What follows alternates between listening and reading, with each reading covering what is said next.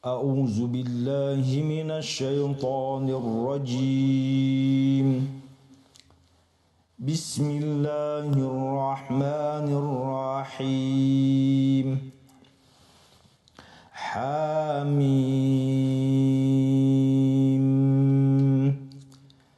تنزيل من الرحمن الرحيم.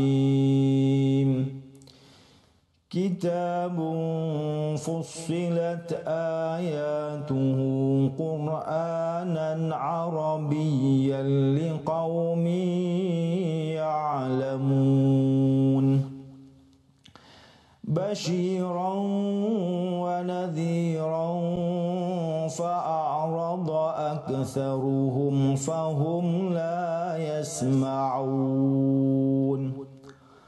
وقالوا قلوبنا في أكنة مما تدعونا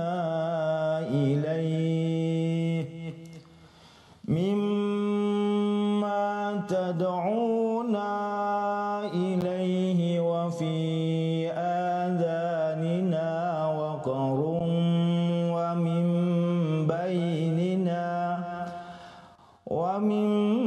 بيننا وبينك حجاب فاعمل إننا عاملون.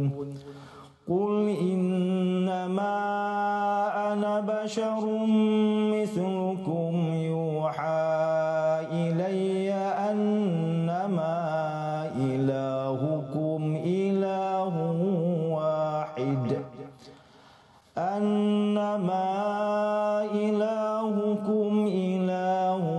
واحد فاستقيموا إليه واستغفروه وويل للمشركين الذين لا يؤتون الزكاة وهم بالآخرة هم كافرون.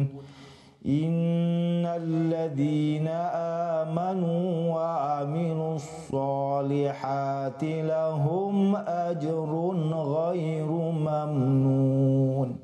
صدق الله العظيم.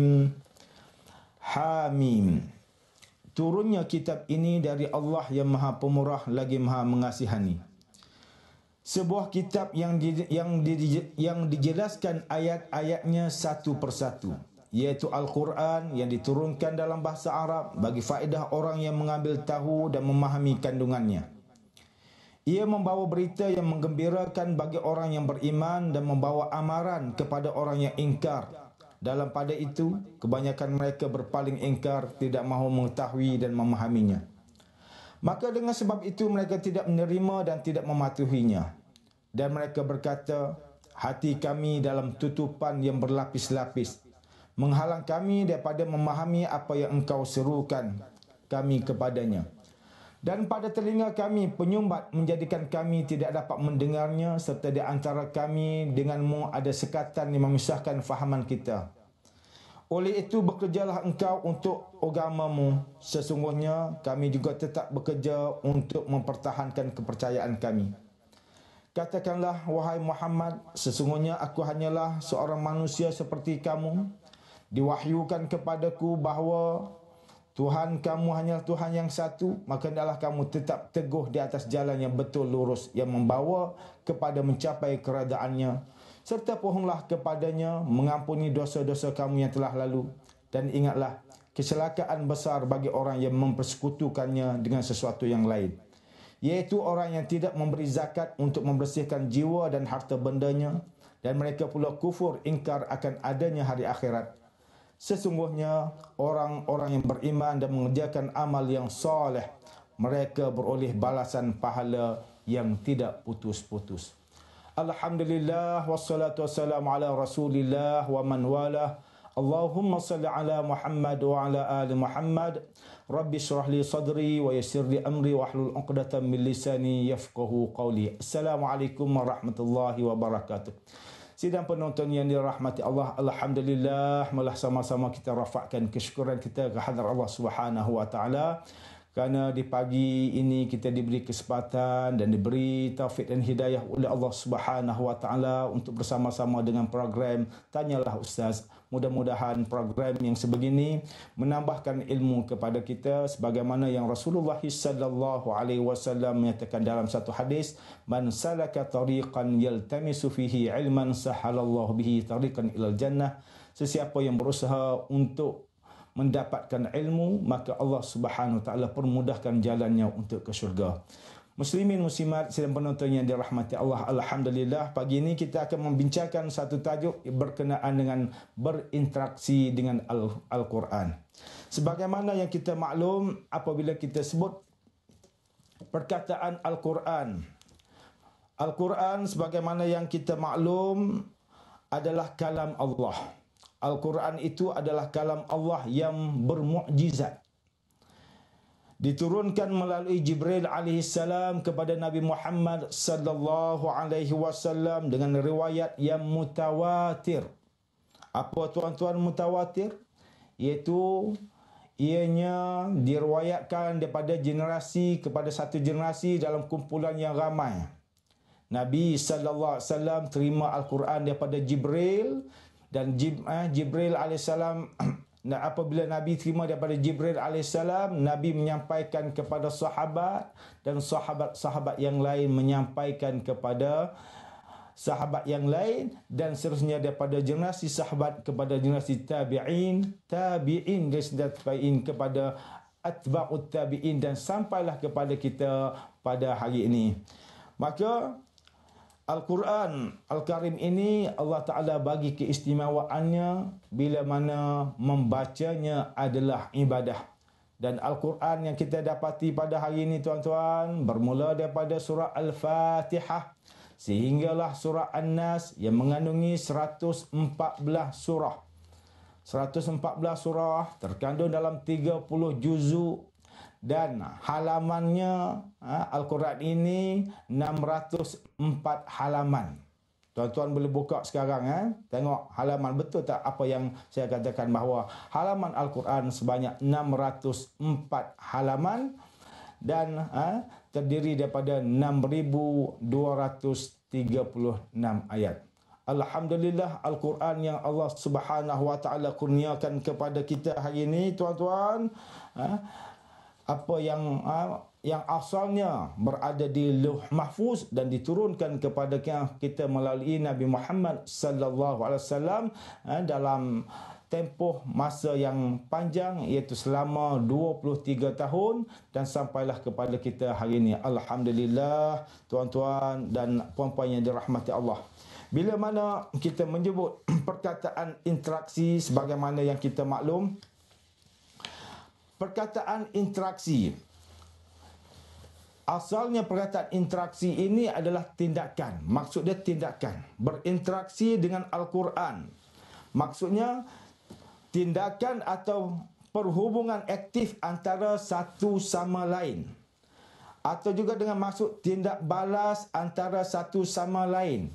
Saling bertindak. Itu panggil interaksi. Kenapa kita kena ada hubungan dengan Al-Quran? Kenapa kita kena ada interaksi dengan Al-Quran? Artinya dalam dua pihak. Kita sebagai pembaca dan Quran itu bahan bacaan kita, kena kedua-duanya ada saling ada hubungan aktif.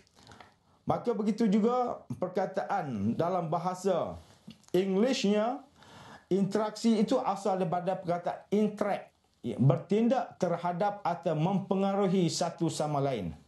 Dalam bahasa Arab, perkataan interaksi ini adalah ta'amul. Ta'amul. Ta'amala, ta'amul itu bermaksud bekerja di antara sama dengan yang lain. Maka maksudnya ialah interaksi adalah satu hubungan yang kuat antara Al-Quran dan pembacanya. Yang mana dengan hubungan itu, dia bukan setakat membaca Al-Quran, tetapi menghafaz, memahami, mentadabbur, mengkaji dan mempraktikkan isi kandungan Al-Quran. Maka itu dikatakan sebagai interaksi. Apabila sebut interaksi, bukan hanya sekadar kita duk baca Al-Quran. Maka kita kena tambah nilai daripada bacaan Al-Quran dengan cara apa? Dengan cara kita menghafaz, memahami, mentadabbur dan mempraktikkan isi kandungan Al-Quran. Tuan-tuan dan puan-puan yang dirahmati Allah, dalam kaedah berinteraksi dengan Al-Quran,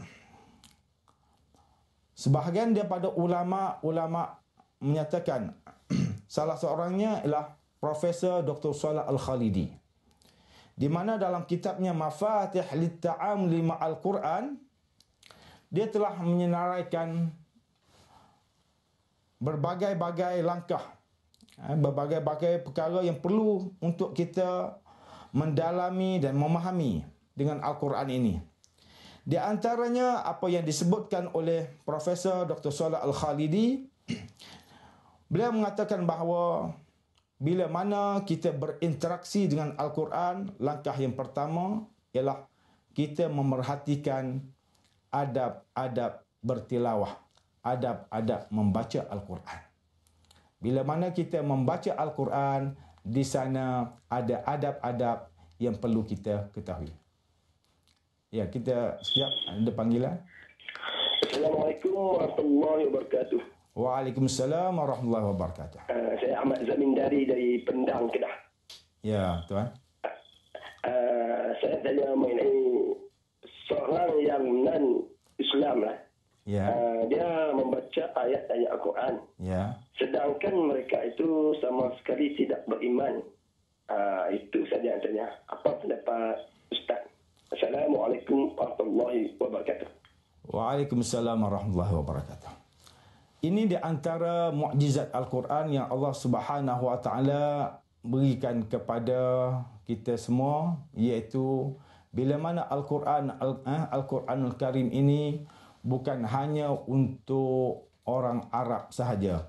Al-Quran ini bukan hanya untuk orang yang beriman sahaja, tetapi Al-Quran ini untuk semua agama, semua bangsa, sama ada yang beriman, adalah kitab hidayah, kitab petunjuk. Sesiapa yang membaca Al-Quran, insya-Allah Allah Ta'ala akan memberi petunjuk kepadanya. Sesiapa yang mentadabbur Al-Quran, insya-Allah Allah Ta'ala bagi pintu, buka pintu hati kepadanya. Maka dalam hal ini, sama ada seorang itu Muslim ataupun non-Muslim, dan kita dapati bahawa ramai di kalangan mereka yang bukan beriman, apabila mereka membaca Al-Quran, mereka mendapat hidayah daripada Allah Subhanahu Wa Taala. Apa yang berlaku kepada Sayyidina Umar radhiyallahu anhu. Sebelum itu Sayyidina Umar seorang yang bukan Islam, tetapi yang membaca dalam surah Taha, maka Allah Ta'ala buka pintu hatinya, maka dia dapat memeluk agama Islam. Alhamdulillah. Oleh kerana itu tidak ada halangan, tidak ada halangan bagi sesiapa untuk mengkaji dan mendalami ayat-ayat Al-Quran. InsyaAllah. Tuan-tuan dan puan-puan yang dirahmati Allah, jangan ke mana-mana. InsyaAllah kita kembali selepas ini. Kita bertemu kembali dalam rancangan Tanyalah Ustaz. Alhamdulillah tuan-tuan dan puan-puan yang dirahmati Allah. Sebagaimana yang kita maklum bahawa nilai sebuah Al-Quran ini adalah terlalu mahal dan tidak mampu untuk ditukar ganti sekalipun seluruh langit dan bumi menjadi cagarannya. Ini adalah kehebatannya Allah Ta'ala bagi, keistimewaannya Allah Subhanahu Ta'ala kurniakan kepada Al-Quran. Sesiapa yang membacanya akan menambahkan iman. Sesiapa yang memahaminya akan merasai ketakjuban. Dan sesiapa yang berpegang dengannya akan berjaya. Dan sesiapa yang mengkajinya akan bertemu dengan rahsia agung. Demikianlah Al-Quran. Ini adalah keistimewaan Al-Quran. Jadi tuan-tuan dan puan-puan yang dirahmati Allah, di sini ada soalan daripada penonton. Assalamualaikum Ustaz, saya cukup tertarik dengan isu yang dibincangkan hari ini, namun saya ingin mendapat nasihat daripada Ustaz supaya saya rajin untuk membacanya dan mengamalkannya dalam kehidupan seharian. saya. Sekian, terima kasih. Baik tuan-tuan dan puan-puan yang dirahmati Allah. Apabila kita mahu supaya kita senantiasa rajin baca Al-Quran, rajin mengamalkan, apa dia tip dia? Mudah, iaitu yang pertamanya ialah kita kena membiasakan setiap hari dengan kita membaca Al-Quran. Kadang-kadang Al-Quran ini kita tak bawa mushaf dia, maka kita kata, oh aku ni tak nak baca lah, kerana apa? Tak ada mushaf. Walhal tuan-tuan, yang paling mudah kepada kita ialah kita boleh baca Al-Quran selain daripada mushaf dengan maksud bahawa kita baca apa yang telah hafaz. Yang kita telah hafaz. Tiap-tiap hari kena baca Al-Quran. Walaupun dengan kita mengulangi ayat yang sama, surah yang sama, kita kena baca Quran. Contohnya paling mudah. Kita baca Qul Huwallahu Ahad. Qul Huwallahu Ahad ini 4 ayat. Jadi kalau kita ulang 100 kali, dia sudah jadi 400 ayat yang kita baca setiap hari sebenarnya. Itu paling mudah. Dan Rasulullah SAW mengajak kepada kita supaya kita senantiasa membaca Al-Quran sekurang-kurangnya dalam satu hari 100 ayat. Bila mana kita baca 100 ayat, insya-Allah dalam hadis Nabi kata, lam yuktab minal ghafilin, seseorang itu tidak akan tergolong daripada orang yang lupa apabila kita beramal dengan 100 ayat sehari. Jadi tuan-tuan, mudah-mudahan kita baca dengan ayat yang sama pun tidak menjadi masalah. Yang pentingnya kita membiasakan dalam keadaan ini, insya-Allah. Soalan yang kedua.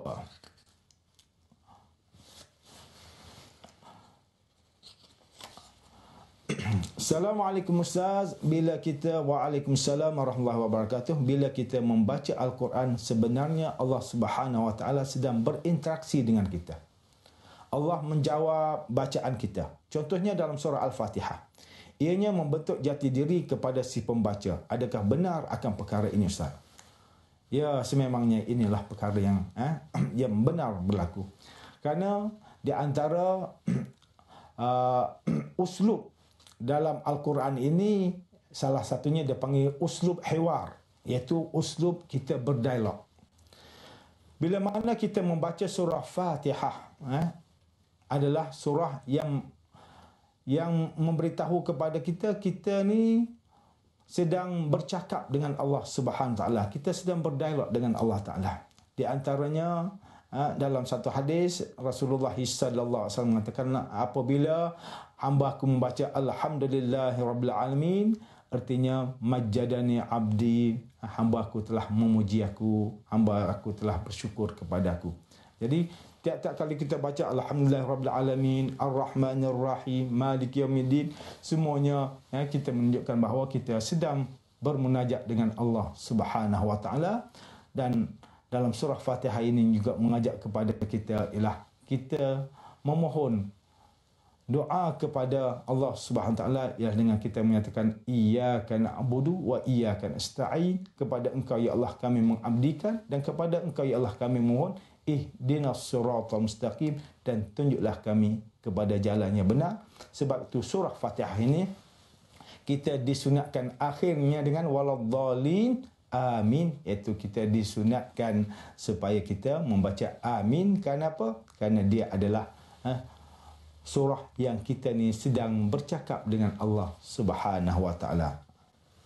Maka apabila kita membaca surah Fatihah dan surah-surah yang lain, sebenarnya ia dapat membentuk jati diri dalam diri kita. Baik, soalan yang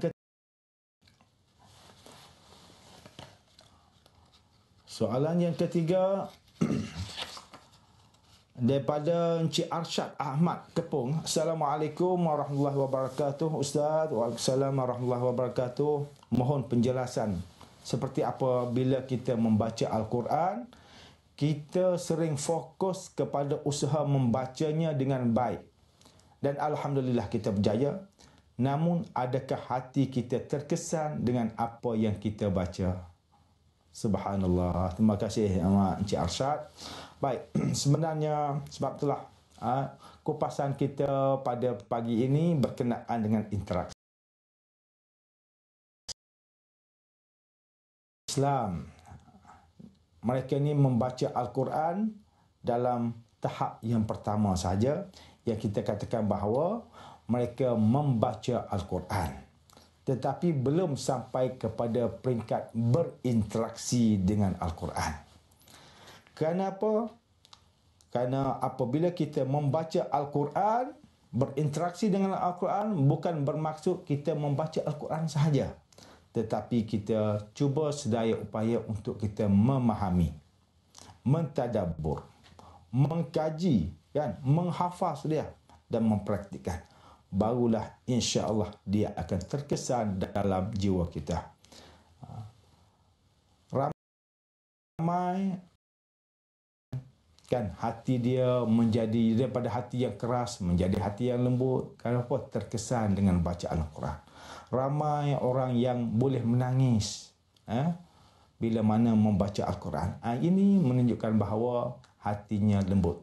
Tetapi malangnya ramai juga yang membaca Al-Quran tetapi tidak ada apa-apa kesan dalam jiwanya. Ini menunjukkan bahawa hatinya masih keras. Kenapa? Kerana mereka tidak memahami apa yang bacaannya. Kadang-kadang kita ni suka baca Quran untuk nak bersegera. Hari ni juga dapat khatam Al-Quran, kan, untuk bersegera. Itu sebaik-baiknya ialah kita cuba untuk memahami ayat-ayat Al-Quran itu. Baik, soalan yang keempat. Assalamualaikum warahmatullahi wabarakatuh. Ustaz, para tabi'in dan salihin mengamalkan kehidupan dengan menjadikan Al-Quran dan Sunnah sebagai pedoman hidup mereka. Bagaimana berinteraksi dengan Al-Quran? Baik tuan-tuan, kalau kita tengok dan renung dan kita baca sejarah-sejarah bagaimana kehidupan tabi'in dan salihin, Masya Allah, mereka dengan Al-Quran.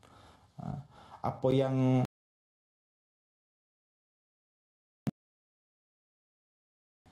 khatam Al-Quran. Seminggu sekali khatam Al-Quran. Kalau tak dapat seminggu sekali, sebulan sekali khatam Al-Quran. Masya Allah. Kita ni tuan-tuan, kan, dengan Al-Quran kita tunggu bila nak baca Quran. Tunggu bulan Ramadan. Sekarang ni kita sudah berada di pertengahan bulan Rejab, kan. Kemudian bulan Sya'ban, kemudian bulan Ramadan. Bulan Ramadan berebut orang baca Al-Quran. Masya Allah, kehebatan yang ada pada bulan Ramadan. Sepatutnya yang ada pada bulan Ramadan itu kita telah suburkan sama pada bulan-bulan yang lain. Jadi para tabi'in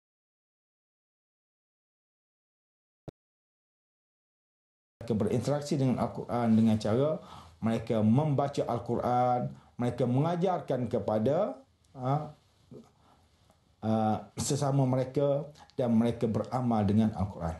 Dalam satu riwayat menceritakan bagaimana contohnya para sahabat di mana mereka membaca Al-Quran ini setiap hari mereka membaca 10 ayat. Mereka baca 10 ayat dan mereka memahami 10 ayat Al-Quran. Kemudian pada keesokannya barulah mereka berpindah pada ayat yang ke-11 hingga ayat ke-20. Setiap hari 10 ayat. Jadi kalau kita boleh buat setiap hari kita membaca Al-Quran,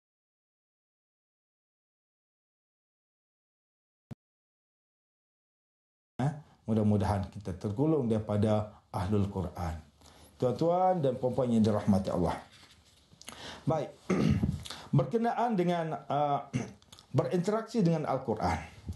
Sebagaimana yang dikatakan oleh Profesor Dr. Salah Al-Khalidi, iaitu yang pertamanya ialah memerhatikan adab-adab bertilawah. Adab-adab kita membaca Al-Quran. Di antaranya adab-adab kita membaca Al-Quran, kita terlebih dahulu diminta supaya kita dalam keadaan berwuduk. Kita dalam keadaan berwuduk. Kemudian bila mana kita baca Al-Quran, kita diminta supaya kita menghadap ke arah kiblat. Bila mana kita nak baca Auzubillahi minasyaitonirrajim. Bismillahirrahmanirrahim. Itu di antara adab-adab yang kita dengan Al-Quran. Kerana Al-Quran ini suatu kitab yang mulia yang Allah Subhanahu Wa Taala berikan kepada kita semua. Yang kedua, membaca surah ataupun juzuk dan potongan ayat dari Al-Quran dengan perlahan, khusyuk dan tadabbur. Kita baca surah ataupun kita baca juzuk dan potongan daripada ayat Quran dengan perlahan. Baca dengan perlahan-lahan tuan-tuan. Baca dengan khusyuk dan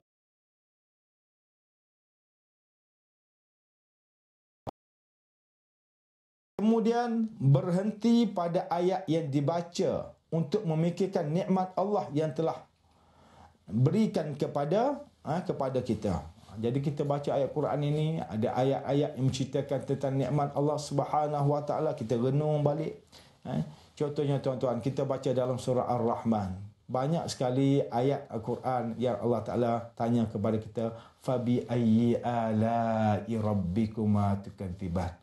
Kenapa dengan nikmat yang Allah Ta'ala kurniakan kepada kamu, tetapi kamu masih lagi mendustakan ayat-ayat, mendustakan tentang nikmat-nikmat yang Allah Ta'ala berikan kepada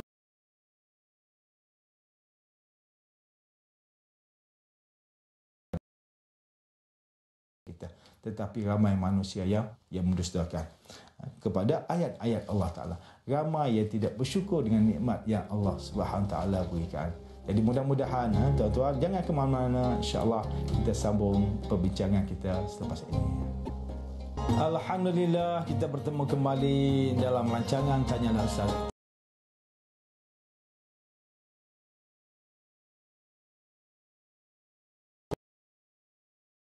Allah yang penuh dengan keajaiban, kitab Al-Quran yang penuh dengan keutamaan dan keistimewaannya. Dan keutamaannya melebihi semua kitab-kitab dan ucapan. Dan ia merupakan kalam Allah yang diturunkan untuk manusia sebagai petunjuk dan penyelamat daripada kesesatan. Membaca Al-Quran walaupun tanpa memahami maknanya merupakan ibadah yang menjanjikan ganjaran yang besar daripada Allah Subhanahu Wa Taala. Nabi sallallahu alaihi wasallam bersabda dalam satu hadis yang bermaksud, sesiapa yang membaca satu huruf daripada kitab Allah, maka baginya satu kebaikan. Dan setiap satu kebaikan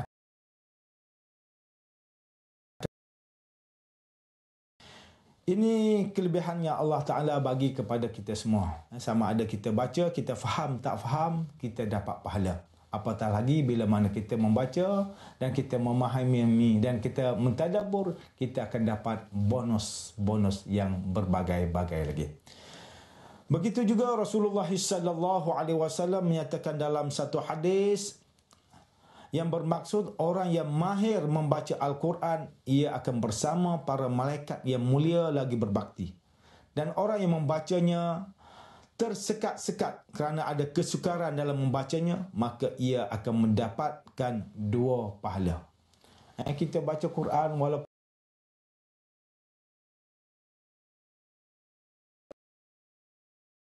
baca, yang keduanya pahala kerana kita mempelajari bacaan Al-Quran ini. Sayyidina Uthman bin Affan radhiyallahu anhu berkata, kalau hati kita bersih, kita tidak akan pernah kenyang daripada Al-Quran.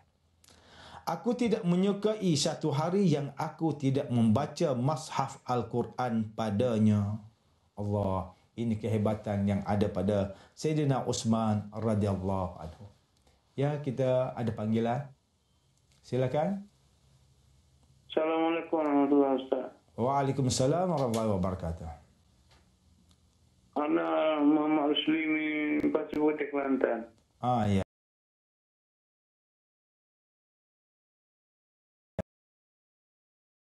Dalam sembahyang kan, kalau sembahyang berjemaah biasanya dibacakan dengan amin itu panjang dan amin pendek.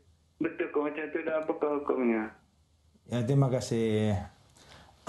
Dia A itu pendek, min itu yang panjangnya. A itu satu harakat saja, min itu yang panjangnya. Jadi kan kadang-kadang berlaku kesilapan di mana yang membacanya amin, itu silaplah. Yang bacanya yang betulnya adalah amin. A itu pendek, min itu yang panjangnya. Itu di antara kita memohon perkenan daripada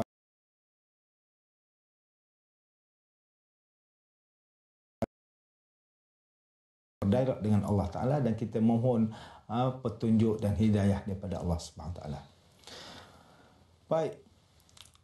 Dalam riwayat Imam Baihaqi mengatakan bahawa selepas meriwayatkan ucapan ini yang kata Saidina Uthman bin Affan yang mengatakan kalau hati kita bersih, kita tidak akan pernah kenyang daripada Al-Quran, dan aku tidak menyukai satu hari yang aku tidak membaca mushaf Al-Quran padanya.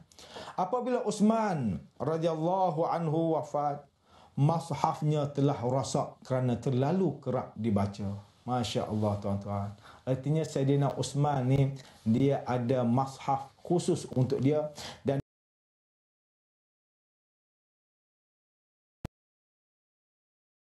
menjadi apa orang kata lusuh sampai pikiran. Tapi kita hari ni tuan-tuan, Quran yang ada pada kita ni kan, kita baca tak pernah Quran itu jadi terkoyak ke jadi apa kan. Yang Quran yang ada pada kita ni, Allahu Akbar, bersihnya, sucinya, kan? Tak rosaknya. Kenapa? Kita jarang-jarang menyentuh Al-Quran. Rugilah. Sepatutnya Al-Quran yang ada pada kita ni kita kena baca, dan kita ada satu mushaf sendiri. Jadi saya cadangkan kepada penonton sekian supaya sekurang-kurangnya kita ada satu Quran kecil untuk kita ni, maknanya kita boleh membaca setiap hari.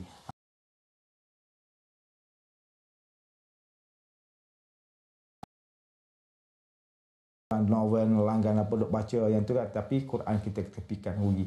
Kita kena utamakan bacaan. Boleh baca surat khabar, boleh baca akhbar, boleh baca novel, tetapi jangan kita ketepikan bacaan Al-Quran. Hendaklah kita sentiasa berinteraksi dengan Al-Quran. Sidang penonton yang dirahmati Allah. Yang keempat, katanya Profesor Salah Al-Khadidi, dia mengatakan bahawa kita kena melihat secara terperinci pada ungkapan ayat Al-Quran. Itu bagaimana kita mengerti. Baik, kita ada panggilan. Ustaz, Assalamualaikum. Waalaikumsalam warahmatullahi wabarakatuh. Saya Hajah Safia Al-Aziz daripada Hulu Langat.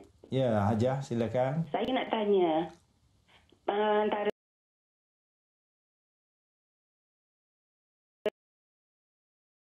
pada Nabi kita hadiah. Ya. Kepada bagaimana kalau ibu bapa kita yang telah meninggal dunia ataupun saudara mara kita, adakah sedekah ataupun hadiah?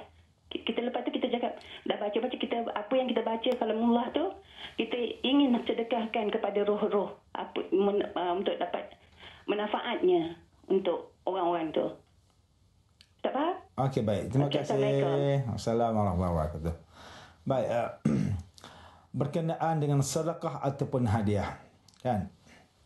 Biasanya apabila kita sebut sedekah ni ialah suatu pemberian kepada orang yang dikategorikan sebagai orang yang fakir, orang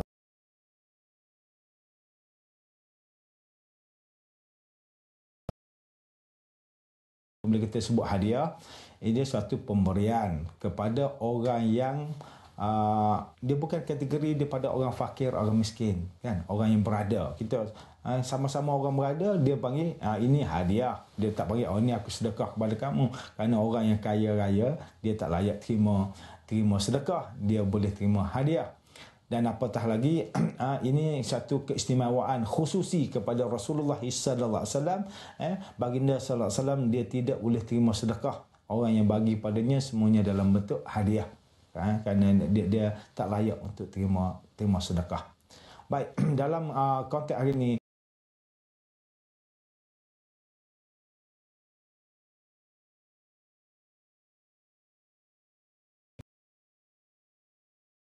ini yang pertanyaan tadi. Baik, berkenaan dengan perkara ini, secara automatiknya sebenarnya apabila manusia ini meninggal dunia, maka ada 3 perkara yang menjadi talian hayatnya, yang masih kekal walaupun dia telah mati.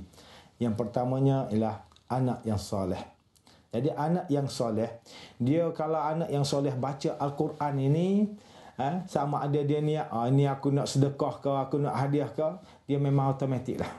Sudah menjadi automatik bahawa bacaan yang dibaca, Al-Quran yang dibaca oleh anak tadi automatik dapat saham kepada ibu bapanya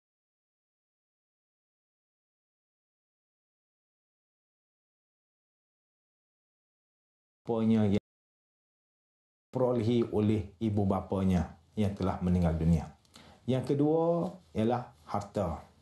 Harta yang benar-benar sebagai sedekah jariah. Sedekah yang jariah ni maknanya dia mengalir, aset yang mengalir. Kita ada tanah, kita wakafkan, kita ada harta, kita wakafkan untuk jalan Allah Subhanahu Wa Taala, maka selagi mana bangunan itu ada, harta yang kita berikan itu berkekalan, maka perkara ini akan berterusan. Dan yang ketiganya ialah ilmu. Ilmu yang bermanfaat. Jadi ilmu yang bermanfaat ini sama ada seorang tu dia jadi pendidik, dia jadi ustaz ke ustazah ke pendidik ke, atau apa saja yang dia mengajar ilmu yang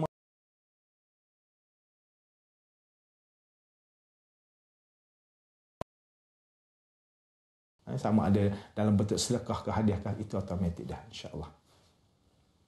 Baik, ada panggilan, silakan. Assalamualaikum Ustaz. Waalaikumsalam warahmatullahi wabarakatuh. Sihat Ustaz? Alhamdulillah. Encik Abdul Halim bin Abdullah dari Jalan Persiaran Perak, Pulau Pinang Ustaz. Ya, Encik Alim, silakan. Saya nak tanya, mengguna Al-Quran untuk membuat perubatan untuk orang sakit ni boleh ya Ustaz? Itu aja. Terima kasih. Okey, baik.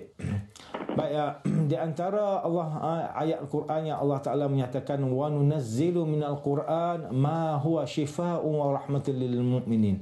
Dan kami menurunkan Al-Quran itu ialah sebagai syifa, penawar. Dan dia adalah rahmat bagi orang mukmin.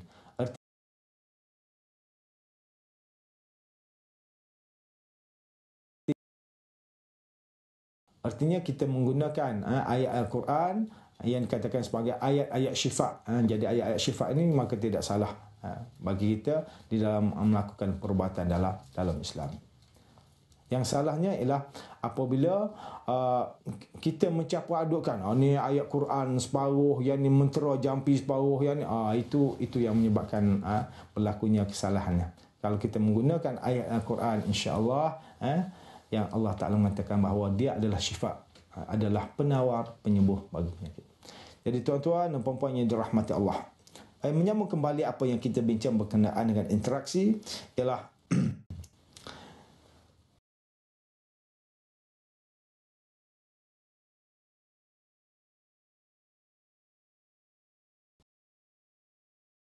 kita baca, kita menjiwai, merasai bahawa Quran ini beritahu kepada kita. Jangan kita baca Al-Quran dalam keadaan kita duk rasa Quran ini duk cerita pada orang lain. Sepatutnya kita menjawab, bila mana Quran menyatakan bahawa ya ayyuhallazina amanu, wahai orang yang beriman, kita merasa aku salah, termasuk daripada orang yang beriman. Maka dalam Allah Ta'ala beritahu ya ayyuhallazina amanu, wahai orang beriman, apa yang Allah Ta'ala beritahu? Kulu min tayyibat, makanlah daripada perkara-perkara yang baik. Jadi dalam hal ini kita merasa aku kena makan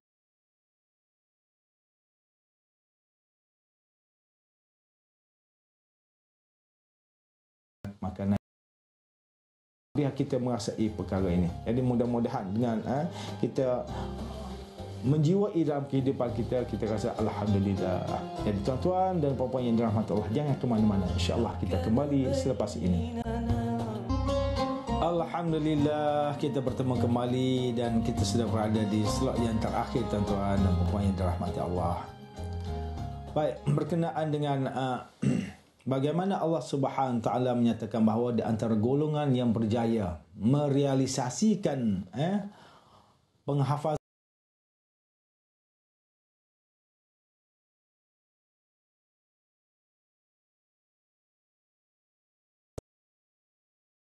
sampai 10 tahun Bahkan kadang-kadang tidak sampai umur 7 tahun sudah pun boleh menghafaz Al-Quran dan berjaya menyempurnakan hafazan mereka dalam usia yang sebegini kecil. Allah, hebatnya Al-Quran. Sudah terpahat di dalam jiwa. Walaupun umur tak sampai 10 tahun. Alhamdulillah. Dan kita dapati juga ada golongan yang buta huruf, yang tidak tahu membaca dan menulis, tapi turut mampu untuk menghafaz Al-Quran. Ini kehebatan yang Allah Ta'ala bagi kepada Al-Quran. Artinya, ini mukjizat Al-Quran. Hanya sekadar bermodalkan pendengaran dan tujuh ajar daripada orang lain, tapi mereka dapat mampu menyempurnakan Al-Quran. Ini hebatnya Al-Quran.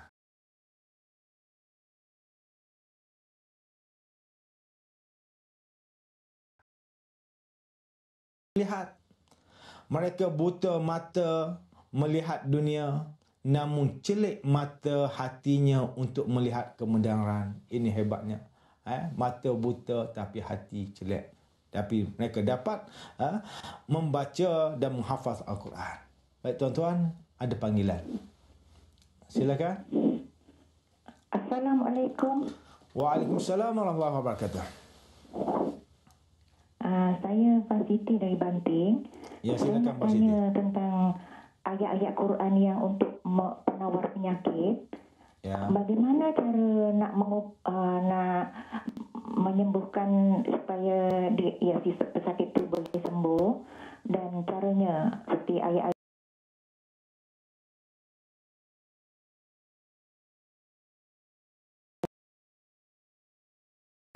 Linas.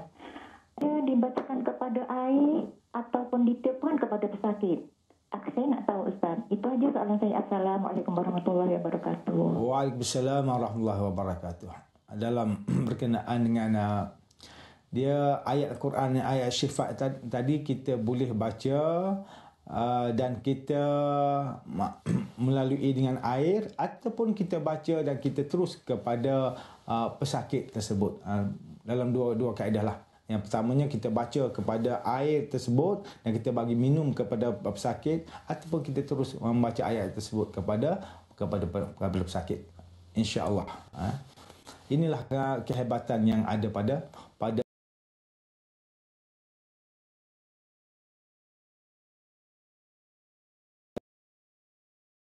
Saya merealisasikan Al-Quran ini di antaranya ialah mereka yang buta mata tetapi celik mata hatinya. Mereka dapat melihat kebenaran Allah Subhanahu Wa Taala. Mereka mampu membaca Al-Quran, menghafaz Al-Quran. Alhamdulillah.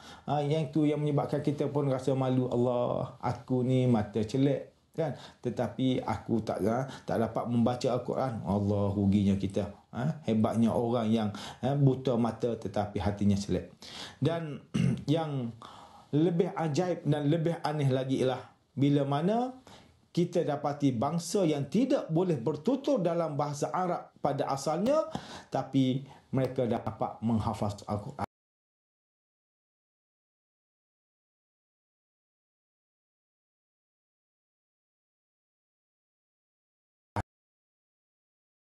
Al-Quran dan mereka dikenali sebagai hafiz ataupun hufaz Al-Quran. Alhamdulillah, kan. Ini Quran yang ada 604 halaman tadi masuk dalam jiwa mereka, menjiwai perkara ini. Alhamdulillah. Inilah di antara kelebihannya Allah Subhanahu Wa Taala berikan. Jadi tuan-tuan dan puan-puan yang dirahmati Allah, cara di antara cara bagaimana kita untuk berinteraksi dengan Al-Quran ialah kita kembali, kita melihat kandungan ayat dan menerapkannya pada kehidupan realiti. Artinya bila mana kita baca Quran, ya ayyuhallazina amanu la ta'kulu amwalakum bainakum bil batil. Wahai orang beriman, jangan makan harta yang batil. Jadi dengan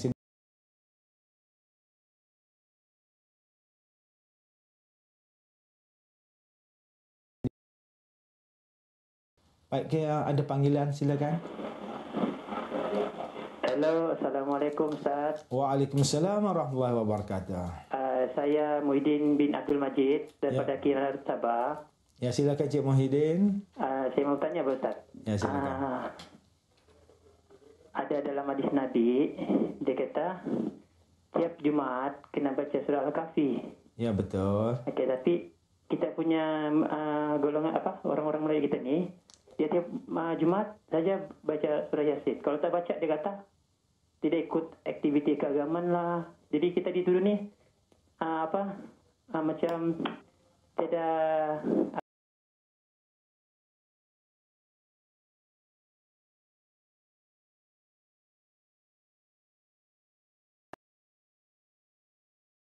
macam mana tu Ustaz?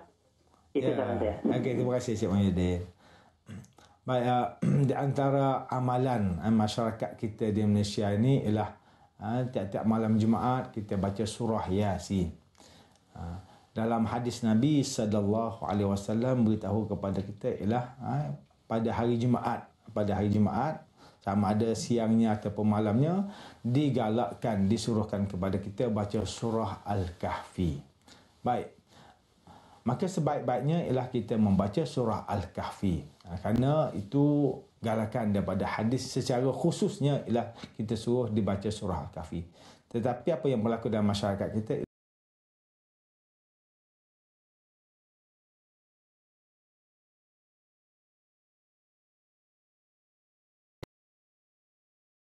membaca Al-Quran. Surah Yasin ke, surah Waqiah ke, surah Tabarakalladzi ke, dan surah Al-Mulk ke, apa-apa surah pun perlu kepada kita untuk kita membaca.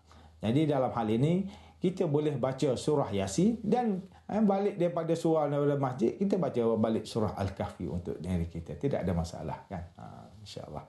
Jadi mudah-mudahan muslimin muslimat yang dirahmati Allah, dalam hal ini hendaklah kita berusaha sedaya upaya untuk menjadikan Al-Quran itu berada dalam jiwa kita. InsyaAllah tuan-tuan, kita akan sambung perbincangan kita pada pagi esok dan kita akhiri dengan doa.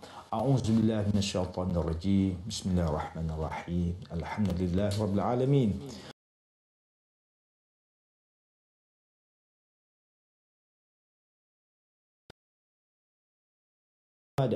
اللهم اغفر لنا ذنوبنا ولوالدينا وارحمهما كما ربونا صغارا ولجميع المسلمين والمسلمات والمؤمنين والمؤمنات برحمتك يا أرحم الراحمين. اللهم افتح علينا حكمتك وانشر علينا من خزائن رحمتك يا أرحم الراحمين. ربنا افتح بيننا وبين قومنا بالحق وأنت خير الفاتحين. اللهم إنا نسألك رضاك والجنة ونعوذ بك من سخطك والنار. اللهم حبب إلينا الإيمان وزين في قلوبنا وكره إلينا الكفر والفسوق والعصيان واجعلنا من الراشدين. ربنا آتنا في الدنيا